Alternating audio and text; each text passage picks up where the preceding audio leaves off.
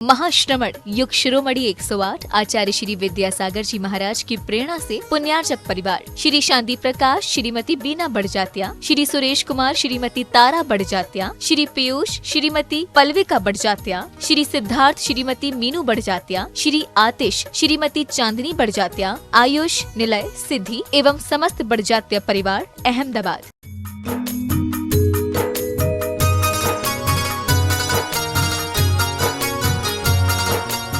चंदन सम शीतल तापाने अब शरण आपकी आया, संसार ताप मिट जाए मेरा चंदन वंदन को लाया। ओम ब्रीम आचार्य भगवान विद्यासागर जी महामुनिंद्राय संसार ताप विनाशनाय चंद्रम निरूपामिते।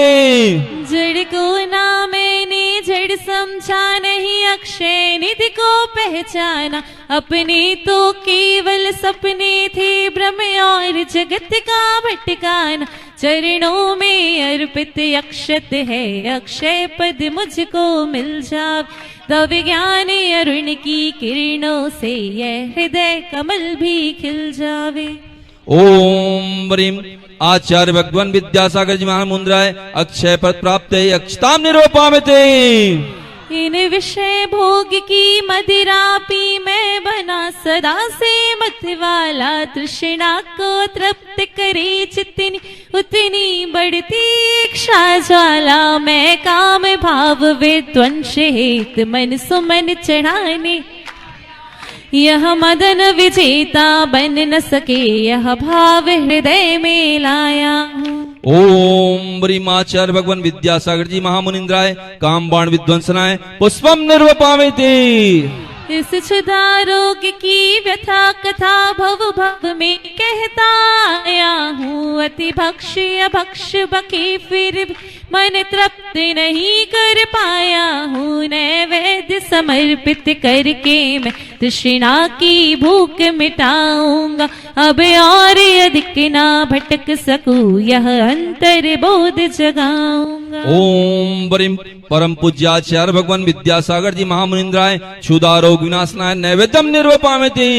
मोहांधकार से व्याकुल हो निज को नहीं मैंने पहचाना, मैं राग द्वेष में लिप्त रहा, इस हाथ रहा बस पछताना। यह दीप समर्पित है गुरुवर मेरा, में दूर भगा देना। आप ज्ञान दीप की बाती से मम अंतर दीप जला देना। ओम ब्रीम आचार्य भगवान विद्यासागर जी महामुनिंद्राय मोहांधकार विनाशनाय दीपम निरूपामिते। इन्हें अशुभ कर्म ने घेरा है, मैंने अब तक यह माना था, बस पाप कर्म तुझ पुण्य कर्म को चाह रहा अपनाना था। शुभ अशुभ कर्म सब रिपुदल है, मैं इन्हें जलाने आया, इसलिए गुरु जी के चरणों में अब धूप जलाने आया। ओम ब्रीमाचार्य भगवान विद्यासागर जी महामुनिंद्राय अष्ट कर्म दहनाय धूपम निर्वपामिते। भोगों को इतना भोगा कि खुद को ही भोग बना डाला, साधे और साधक का अंतर मैंने आज मिटा डाला। मैं चिदानंद में लीन रहूं, पूजा का यह फल पाना है, पाना था जिसके द्वारा वह मिल बैठा मुझे ठिकाना है। ओम प्रेम परम पूज्य आचार्य भगवान विद्यासागर जी महामुनिंद्राय मोक्ष फल प्राप्त है फलम निर्वपामिते। जग की वैभव को पाकर मैं निश दिन कैसा मस्त रहा, यो की ठोकर को खाने में ही अभ्यस्त रहा। मैं हूँ स्वतंत्र ज्ञाता दृष्टा, मेरा पर से क्या नाता, कैसे अनर्ग पद पा जाऊं, यह भक्ति भावना भाता है। ओम ब्रीम परम पूज्य आचार्य भगवान साक्षात विराजमान तीन के चरणों में मनमचन काय से अनर्ग पद प्राप्त अर्घम निर्वपामिते। स्वा भावों की निर्मल सरिता में अवगाहन करने आया हूँ, सबका सारा दुख दर्द हरो यह अर्घ भेजने आया हूँ। हे तपो मूर्ति हे आराधक हे योगीश्वर हे महासन, है भक्त कामना देख सके युग युग तक आगामी बसन। गुरु आए हैं जीवन में मारा दीनाथ जी, गुरु आए हैं जीवन में मारा दीनाथ जी। आई शुभ घड़ी देखो मारे आंगन आजरी, आई शुभ घड़ी देखो मारे आंगन आजरी। ओम ह्रीम आचार्य भगवान विद्यासागर जी महामुनिंद्राय साक्षात में यहाँ विराजमान तिनके चरण में मन वचन काय से पूर्णार्घम निर्वपामिति। बोलो आचार्य भगवान विद्यासागर जी महामुनिराज की। आइए मैं शास्त्र भेंट के लिए आमंत्रित कर रहा हूँ श्रीमान संजय प्रकाश जैन, हाँ प्रतिभा जैन झारसुगुड़ा। 2 लोग आएंगे, मात्र 2 लोग आएंगे, आए सामने आ जाएं। श्रीफल जिन्होंने भेंट नहीं किया, हाँ मैं निवेदन करना चाहता हूँ। श्रीमान सुरित कुमार, समीर कुमार उपाध्यक्ष दिगंबर जैन मंदिर पंचायत राजिम, उनसे भी निवेदन करता हूँ आ जाएं और हाँ शीघ्रता करें। और श्रीमान वीरेंद्र कुमार, वरुण कुमार जैन जसपुर नगर। देखिए हमारे बीच में वतन की कमान एक प्रतियोगिता जो कि ऑनलाइन चल रही है, विगत 3 प्रतियोगिताओं का साक्षात आप लोगों ने दर्शन किया, अनुभव किया, महसूस किया और आपको उसका लाभ अवश्य मिला होगा। ऐसे ही वतन की कमान प्रतियोगिता जो कि 23 जनवरी से 30 जनवरी तक आयोजित की गई है, इसमें कोई भी भाग ले सकता है। जो कि ये पुस्तक आचार्य भगवान के आशीर्वाद से लेखक लज्जाराम तोमर की भारतीय शिक्षा के मूल तत्व पुस्तक पर आधारित प्रतियोगिता है। मैं निवेदन करना चाहता हूं, किताब यहां पर रखी हुई है, आपसे निवेदन आप यह किताब लेकर इस प्रतियोगिता में शामिल हो सकते हैं। आए सिर्फ भेंट कर शास्त्र भेंट कर आशीर्वाद प्राप्त करें। www.vidyaguru पर यह पूर्णतः ऑनलाइन उपलब्ध है। आपसे निवेदन करता हूं आप रजिस्ट्रेशन करके लाभ लें। आइए अब पूज्य गुरुदेव में निवेदन करना चाहता हूं। हाँ नमो अरिहंताणम, नमो सिद्धाणम, नमो आयर्याणम, नमो उवध्यायाणम, नमो लोये सभ्यसावूणम। बोलो नेवरा के शांतिनाथ भगवान की जय। गुरु नाम गुरु आचार्य ज्ञान सागर जी महाराज की, मुख माटी रचयिता आचार्य परमेश्वरी गुरुदेव की, पूजनीय व्यापक मुनि समय सागर जी, योग सागर जी, नियम सागर जी, सुधा सागर जी, समता सागर जी व अभय सागर जी महाराज की, मुनि श्री चंद्रप्रभ सागर जी व निरामय सागर जी महाराज की। धर्मम यो बाधते धर्मो मुनिराज की। नशा धर्म, धर्मम यो बाधते धर्मो, नासा धर्म कुधर्म कहा, अबरे धास्तु यो धर्मा, सा धर्म सत्य विक्रम। बहुत अच्छी बात लिखी है कि धर्मम यो बाधर्मा, जो अन्य धर्मों को बाध्य करता है, बाधा पहुंचाता है, वह धर्म नहीं कहलाता है। नशा धर्म कुधर्म कहा, वह क्या कहलाएगा? कुधर्म कहलाता है। अविरोधास्तु यो धर्मा, और जो वास्तव में किसी को विरोध नहीं देता है वैसा ही धर्म है, सत्य विक्रम। इसलिए भारतीय संविधान में एक बात आपने लिखी दी होगी ना, सत्यमेव जयते। तो ऐसा अहिंसा धर्म है, सत्य धर्म है, यही वास्तव में धर्म है। जो धर्म कभी किसी को बाधा नहीं पहुंचाता बल्कि उनके लिए वह साधक बनता है। इसलिए साधक बनने का प्रयास करो, वही सच्चा धर्म है। जो दूसरों को बाधा देता है उसको कहीं पर भी धर्म की संज्ञा नहीं दी गई है। अब वर्तमान में धर्म के प्रति सहिष्णुता कम होती जा रही है, क्योंकि धर्मांधता बढ़ती जा रही है। जीवन अकेले नहीं चलता है, कभी भी जीवन अकेले चलता क्या? आपका ध्यान चलो कि हमारा जीवन साथी का चलता होगा। हम और कुछ कहना चाह रहे हैं, जीवन अकेला कभी नहीं चलता है। तो कैसा जीवन में क्या क्या चीज अकेला नहीं चलता, क्या क्या उसमें रहता है? तो एक तो जीवन में सुविधाएं से कब वंचित हो जाए भरोसा नहीं रहता है। जीवन सुविधाओं से कब, ये अवस्थाओं का जीवन कभी भी अकेला नहीं चलता है, क्योंकि जीवन कब सुविधाओं से वंचित हो जाए कुछ कहा नहीं जा सकता है। जीवन कब खतरे की अंदर आ जाए कह नहीं सकते ना। कब खतरे से घिर जाएं भरोसा नहीं रहता है। अभी हम अच्छे खासे यहाँ पर बैठे हैं, कब वह जीवन की जो सुविधाएं हैं दुविधाएं में कब बदल जाए भरोसा है क्या? कोई गारंटी नहीं है, क्योंकि बीमारी हुआ, बुढ़ापा हुआ, मृत्यु हुई, ये तो हमारे साथ हमेशा लगी हुई हैं। हम रास्ता देखते हैं कि बुढ़ापा आएगा तब कुछ करेंगे, लेकिन बुढ़ापा आपकी रास्ता देखता है? कोई जरूरी नहीं कि आपको बुढ़ापा आ ही जाए। हाथ तो अच्छे से ला रहे हैं, बहुत अच्छी बात, समझ में आ गई, बहुत अच्छी बात है ना। तो जैसे पोलियो की दवाई बचपन में पी जाती है, बचपन में पिलाई जाती है, और आयुर्वेद में स्वर्ण प्राशन आदि व्यवस्थाएं जो होती हैं बच्चों के लिए इम्यूनिटी बढ़ाने के लिए, उनकी सुरक्षा के लिए, तो ये सब कब पिलाई जाती हैं? बचपन में कि बचपन में?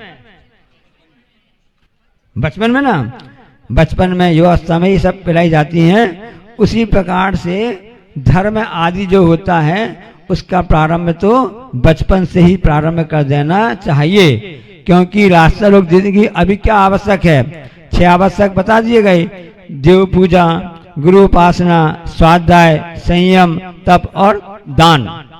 तो अभी नहीं महाराज जी, जब बुढ़ापा आएगा, प्रौढ़ावस्था हो जाएगी, लड़के बच्चे बड़े हो जाएं, शादी हो जाए, नाती आ जाए, तब उसको देखेंगे।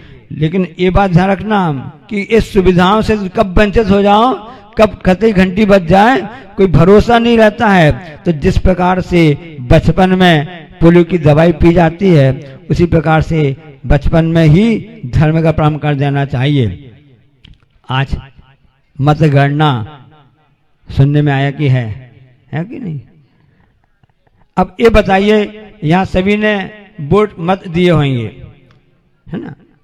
अब ये बताइए कि वोट देने की पात्रता सरकार ने कब आपको दी? जब आप 18 साल के हो गए तभी दी ना। ऐसा नहीं कि आप 35 साल के हो तब आपको दी हो। तो हर चीज की लिमिट अवधि होती कि नहीं होती है? जिस प्रकार से मत देने के लिए, जिसका आज परिणाम आने वाला है, छत्तीसगढ़ में बस आ रहा है, सभी आ जाएगा, 4 राज्य में ना, तो मतगणना चालू होने वाली है। तो मत देने की पात्रता सरकार ने अवधि आपके लिए 18 वर्ष की एक निश्चित कर दी गई है ना।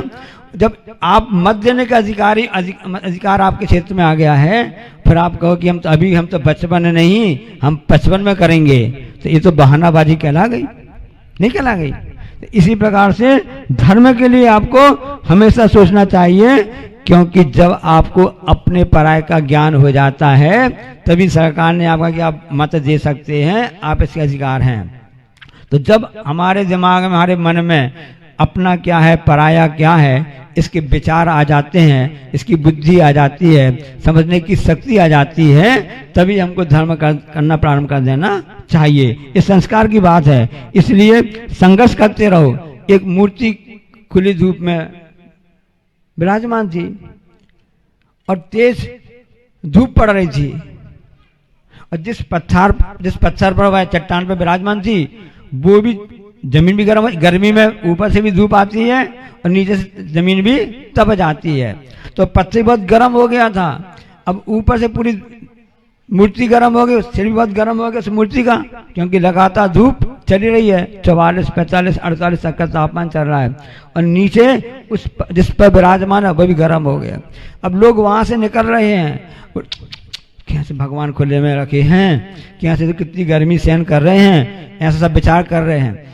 विचार करते करते सब कहते तो जा रहे हैं, सब करते जा रहे हैं। वहीं से एक बुढ़िया गुजरती है, उसने भी देखा कि भगवान जो है खुली धूप में, इतनी गर्मी में, नीचे भी तप रहा है, ऊपर भी तप रहा है, झुलस जैसे गए हैं, क्योंकि आस्था श्रद्धा के केंद्र होती है मूर्तियां, पत्थर के नहीं होते हैं।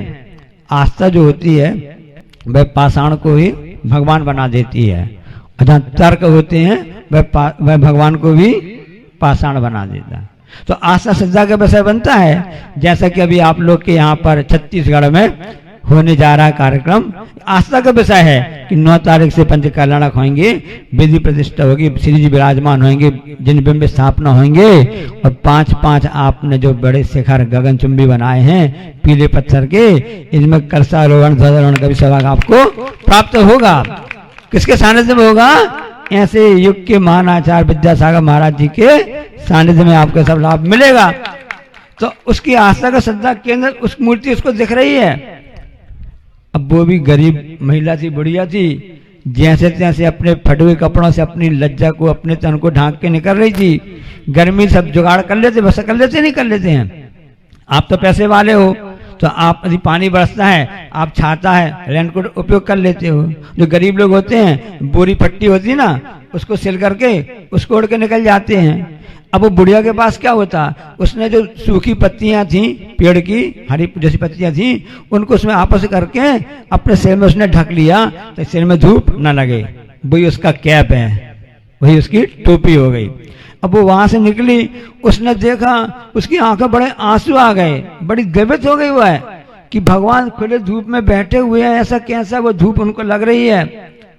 उस बुढ़िया ने क्या किया, जो अपने सिर पर उसने पत्तियों की जो उसने मतलब एक बना के रखा हुआ था, अपने पहने हुआ था ना, उसने करुणा भाव से, दया भाव से, देखो उसने जाकर के उन भगवान के सिर पर रख दिया।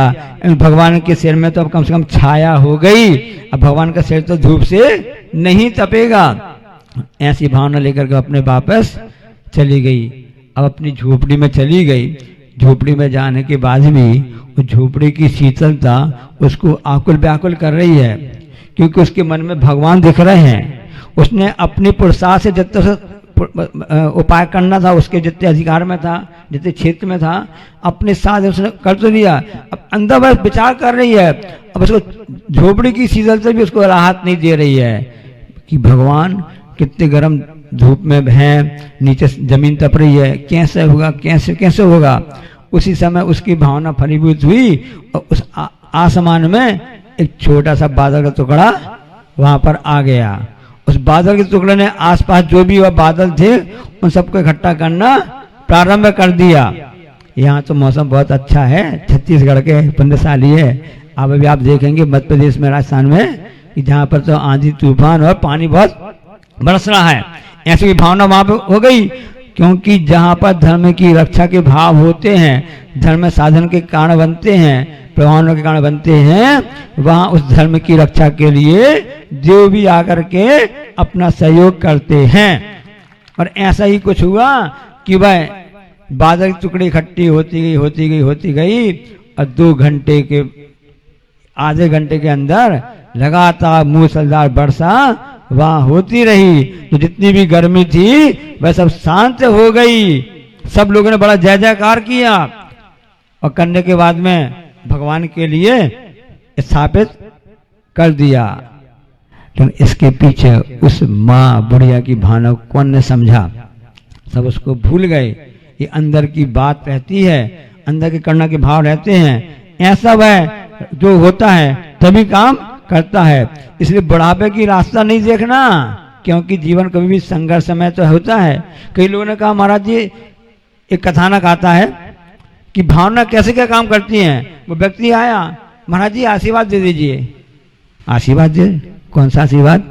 हमारी दुकान ना चले। आश्चर्य लग रहा है सुनकर आपको ना। ऐसा कोई व्यापारी होगा जो ये कहे भगवान, गुरु महाराज, महाराज जी, बाबा जी, संत महाराज जी, ऐसा आशीर्वाद दो हमारी दुकान ना चले। उसने ऐसा ही कहा। उससे पूछा, भाई आप सब तो कहते हैं कि आशीर्वाद दो तुम्हारी दुकान चले, तुम ऐसा क्यों कह रहे हो कि दुकान ना चले? काय का बिजनेस है? कपड़े का, किराने का, या होलसेल का, मार्बल का, या खदान है, क्या क्या काम है? उसने कहा, बाबा जी हमारी राशन की दुकान है,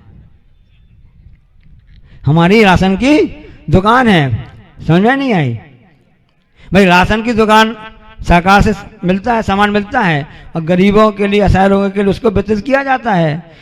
खरीदे लोग नहीं आएंगे, माल बच जाएगा, हम उसको ब्लैक में, ऐसी भावना रहती है। क्योंकि पंचम काल का समय चल रहा है, तो जो ऐसी भावना नहीं, हमको भावना बुढ़िया जैसी भावना थी उसको करना है। देखो तपस्या करते करते बाहुबली भगवान कितने साल तक, 1 वर्ष तक, 1 वर्ष तक एक साल तक निराहार उपवास किए।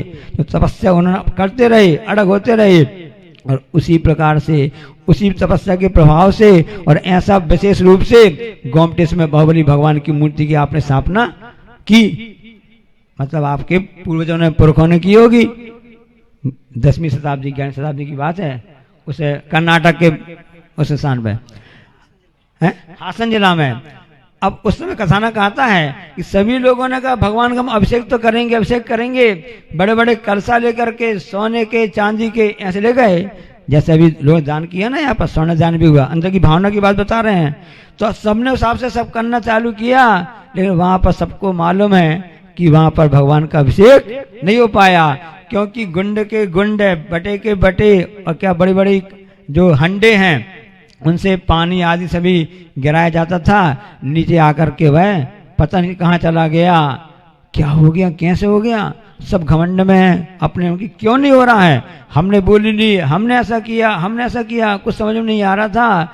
एक वहाँ छोटी सी डोकरिया आई, बुढ़िया आई, डोकरिया बोलती ना, बुढ़िया रानी, बुढ़िया दादी, उन्होंने कहा भैया हमारी भी एक छोटी सी लुटिया है, नहीं नहीं तुम्हारा नंबर अभी नहीं लगेगा, तो अभी बाजू हो जाओ, अभी सब लोग बड़े लोगों का नंबर आएगा, हमारा कर तो दो, हम नहीं जा सकते भैया, पहुंचा तो दो। और ऐसी भावना करके चलो, सब लोग कह रहे हैं, कोई ऐसे दयालु व्यक्ति होगा वहाँ पर, जैसे यहाँ की कमेटी बड़ी दयालु है, सब लोग यहाँ सराबा के पूरे छत्तीसगढ़िया सबसे बढ़िया कहते ना आप लोग, हाँ, तो इस हिसाब से कोई होगा, चलो भाई चल के वहाँ पर के करा देते हैं। और वहाँ पर उन्होंने जैसे ही लुटिया वहाँ हुई, तो बुढ़िया की लुटिया क्या कर गई, गजब कर गई।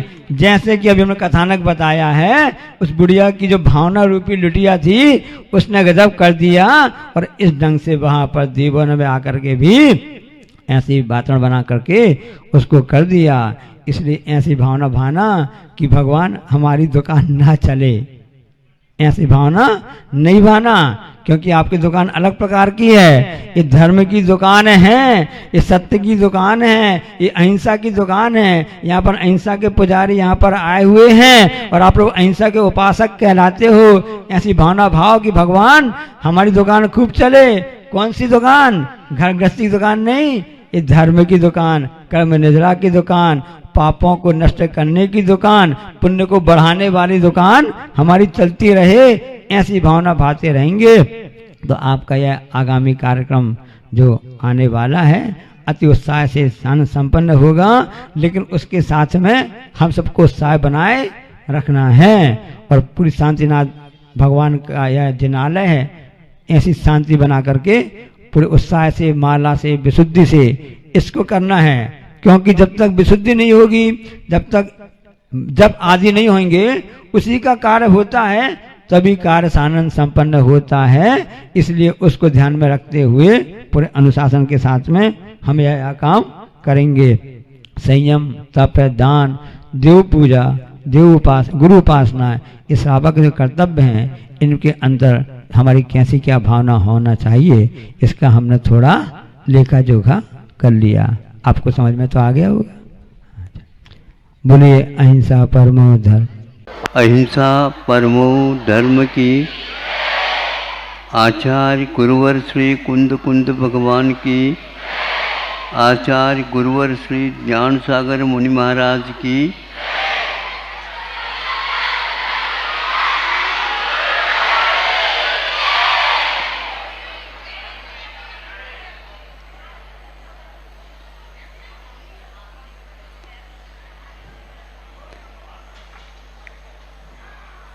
संभव है वह दूसरी कक्षा की बात है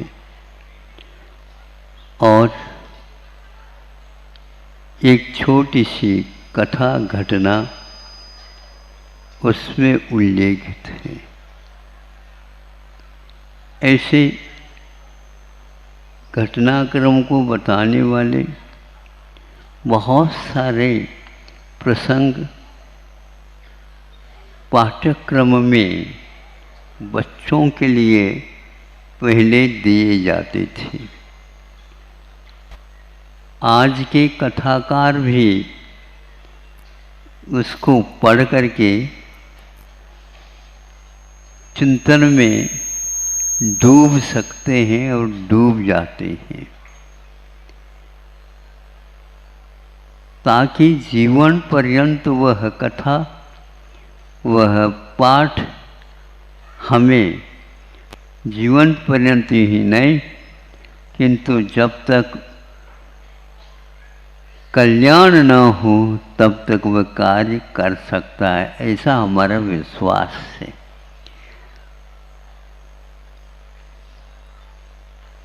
कथा वस्तु है एक सौतेले बोलते क्या बोलते हैं आप लोग कि दो भाई हैं और दो उनके पत्नियां हैं और आपस में इनका थोड़ा सा संघर्ष चलता था। एक को संतान थी, एक को शायद संतान नहीं थी।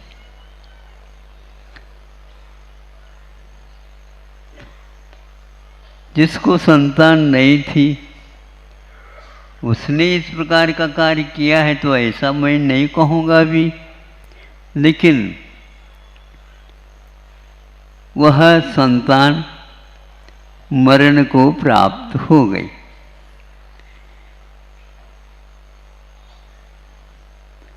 जिसकी संतान थी वह चिल्ला रही है, रो रही है और इसका क्या अब न्याय होगा, बड़ा कठिन है।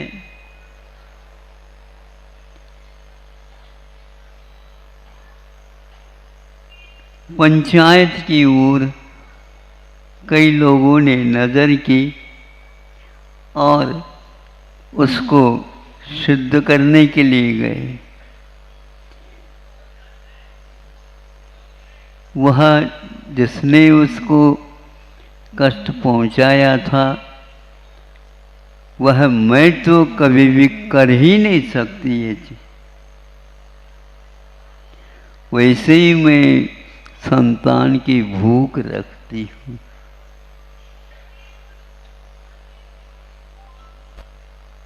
मैंने नहीं किया और जिसकी संतान थी वह कहते और कोई घर में थे ही नहीं।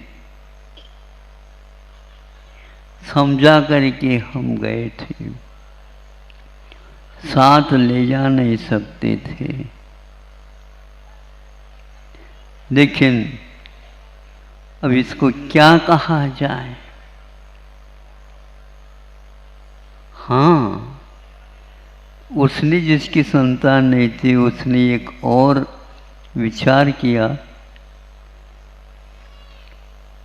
एक गाय चौंक करके बाजार में से बैल सही है और गाय सही, और वह आई और मेरे सामने सामने ही उसको जो बीच में आ गई संतान उसको सिंग से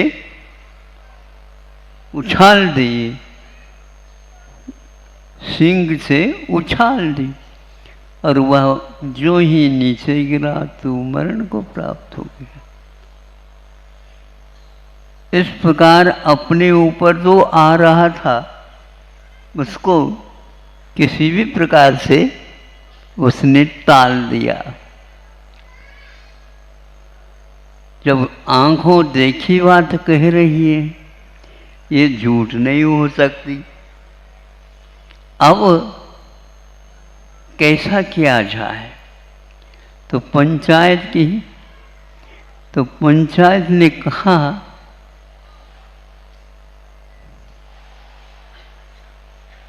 सही सही बताएगा उसके लिए पुरस्कृत भी किया जाएगा, और यह एक यदि सही सही निर्णय पर चला जाता है ये घटना हमारे लिए बहुत बोधप्रद होगी। उन्होंने कहा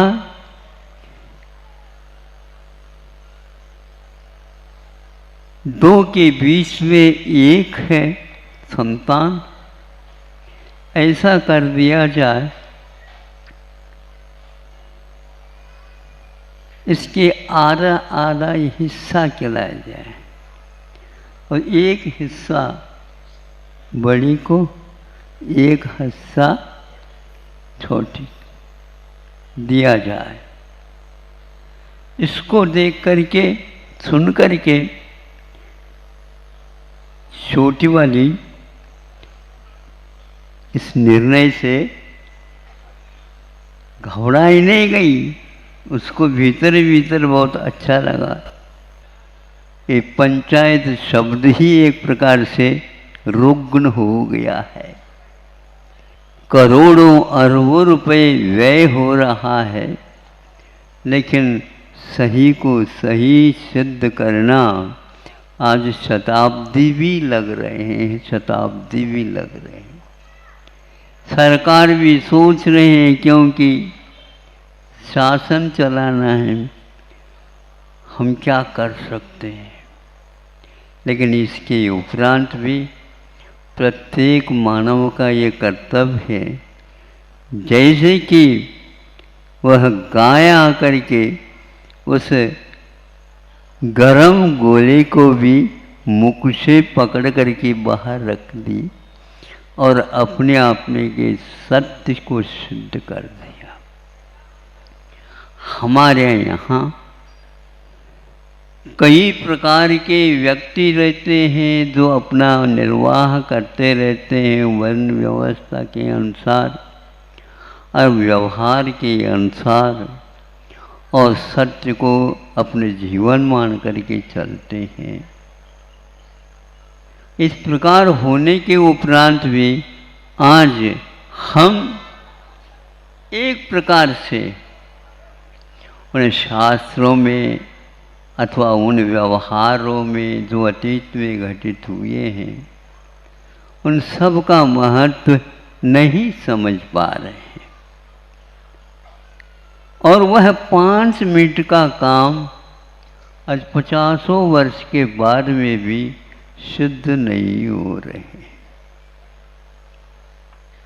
होंगे तो सही, लेकिन यह काल बता रहा है अवसर्पणी में न्याय भी एक प्रकार से कमजोर तो होगा ही, क्योंकि पाप बढ़ेगा तो वहाँ पर क्या सिद्ध करना, पाप तो सिद्ध करना ही नहीं होता, किंतु पाप से दूर रहने के लिए जो कहा गया है और उसको आगे भी इसी प्रकार सुखमय जीवन जीने के लिए उद्बोधित किया जाएगा अथवा न्यायालय बनाया जाएगा, आदि आदि अवसर के अनुसार अपेक्षित है, तो उसके साथ साथ सत्य भी अथवा पाप को एक प्रकार से घृणा की दृष्टि से देखना ही चाहिए।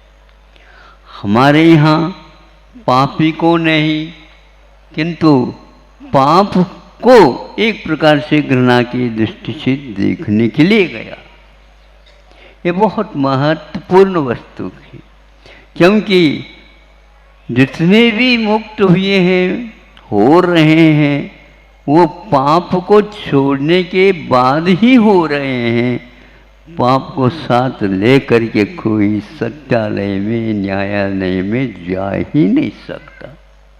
ये पक्का है, मुक्ति के लिए हमें पाप का एक प्रकार से विसर्जन करना होगा। कोई भी हो, वह हमारे यहाँ पंचम गुण स्थानवर्ती संयमा संयमी गाय भी हो सकती है, बैल भी हो सकते हैं, ऊंट भी हो सकते हैं, हाथी भी हो सकते हैं और सिंह भी हो सकता है और सर्प भी हो सकता है। पंचम गुणस्थानवर्ती संयमा संयमी, और वह 16 स्वर्ग तक जाकर के वहाँ से यूँ 16 स्वर्ग उपजाए, तहते चैन नर जन्म पाए, मुनि है शिव जावे। ये आप लोगों के लिए दौलत राम जी के द्वारा लिखा हुआ 6 डाला ग्रंथ पढ़े होंगे। इसलिए अपने जीवन में आप जितने पंच पापों में से कम करते चले जाएंगे, कम करते चले जाएंगे। कौन कितना कर रहा है यह हमें दूसरे को नहीं देखना है, किंतु हमें यदि हल्का होना है तो परिग्रह को और 5 से 5 पापों को छोड़ते हुए जाना, यही एकमात्र मार्ग है। असंयम हमेशा हमेशा अनंत रहता है, संयम गिनती के ही हुआ करते हैं। इसलिए जो गिनती के होते हैं उन्हीं की हमेशा हमेशा जो पाप को छोड़ना चाहता है वो विनती करता रहता है। यह विनती का रिवाज एक प्रकार से वह जैसा जैसा कम करता जाता है वैसे वैसे हल्का होकर के तैरने लग जाता है। ये तैरना एक प्रकार से पाप से मुक्त होने का पाठ सिखाता है। इसलिए डूबना ये भारी होने का पाठ सिखाता है और अनंत संसार में डूबते डूबते ही हम आए हैं और उन पापों को अभी भी कम नहीं करेंगे तो मनुष्य जीवन के अलावा अथवा इन पशु जो आदर्श हैं इनके अलावा कोई भी स्थान नहीं है तो पाप का त्याग कर रहा हूँ। स्वर्गों में जो गए हैं पाप त्याग करके गए हैं, लेकिन वहाँ पर पाप त्याग नहीं कर सकते। इसलिए आप लोग पाप की पाल्टी को थोड़ी सी भारी न बनाइए और पुण्य की पाल्टी को ऐसा भारी बना दो जिसके द्वारा वह पाप के बाल्टी ऊपर चला जाए। ऊपर कहाँ चले जाए, सारा सारा वह परिग्रह उसका समाप्त हो जाए। ऐसे भी आप कर सकते हैं। दूर से आए हैं, छुट्टी मिली होगी इसलिए आए हैं। हाँ, रविवार तो कल है और बच्चों को स्कूल के पाठशाला के विद्यालय के बच्चों को शनिवार में भी आधा शनिवार मिल जाता है बताते। हाँ हाँ, ऐसा सुना था, क्योंकि बच्चे प्राय करके छुट्टी को ही देखते रहते हैं और आप लोगों को भी उसी प्रकार मुक्ति को ही हमेशा देखते रहिए और धर्म के कांटे को, तराजू को, जो धर्म का कांटा रहता है नीचे की ओर न देख करके उस कांटे की ओर ही आपका नज़र रह जाए और वह पाप का पाल्टी कमज़ोर होता चला जाए, यही एकमात्र आप लोगों का कर्तव्य है। अहिंसा परमो धर्मः। इस कार्यक्रम के पुण्यार्चक थे महाश्रमण युग शिरोमणि 108 आचार्य श्री विद्यासागर जी महाराज की प्रेरणा से पुण्यार्चक परिवार श्री शांति प्रकाश, श्रीमती बीना बड़जात्या, श्री सुरेश कुमार, श्रीमती तारा बड़जात्या, श्री पीयूष, श्रीमती पल्विका बड़जात्या, श्री सिद्धार्थ, श्रीमती मीनू बड़जात्या, श्री आतिश, श्रीमती चांदनी बड़जात्या, आयुष, निलय, सिद्धि एवं समस्त बड़जात्या परिवार अहमदाबाद।